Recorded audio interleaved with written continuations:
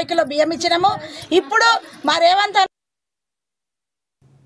మంచిర్యాల జిల్లా లక్ష్మీపేటలో వరిధాన్య కొనుగోలు కేంద్రాన్ని ప్రారంభించారు గిరిజన కార్పొరేషన్ చైర్మన్ కొట్నాకు తిరుపతి. ఇక గంపలపల్లి మోదీలలో సెంటర్లను స్టార్ట్ చేశామని రైతులు వినియోగించుకోవాలని సూచించారు. రైతుల సంక్షేమం కోసం కాంగ్రెస్ కృషి చేస్తుందని అన్నారు. పండించిన ప్రతి గింజను కూడా కొనుగోలు చేస్తామని అన్నారు. రైతులు తరాలను నమ్మి మోసపోవద్దని అన్నారు తిరుపతి. కార్యక్రమంలో రైతులు, కాంగ్రెస్ నేతలు పాల్గొన్నారు.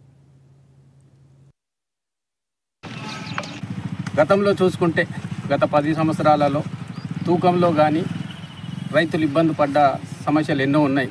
కానీ ఇప్పుడు మా ప్రభుత్వం వచ్చాక రైతులకు అన్ని విధాలుగా అండగా ఉంటూ మొన్నటికి మొన్న చూస్తే 2 లక్షల రుణమాఫీ అనేది చేయడం జరిగింది.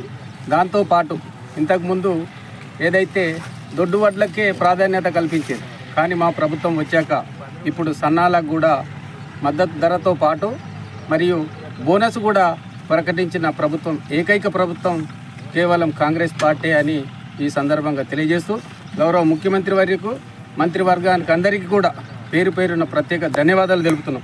ఎందుకంటే అన్ని విధాలుగా రైతులకు అండగా ములుగు జిల్లాలో పొలాలకు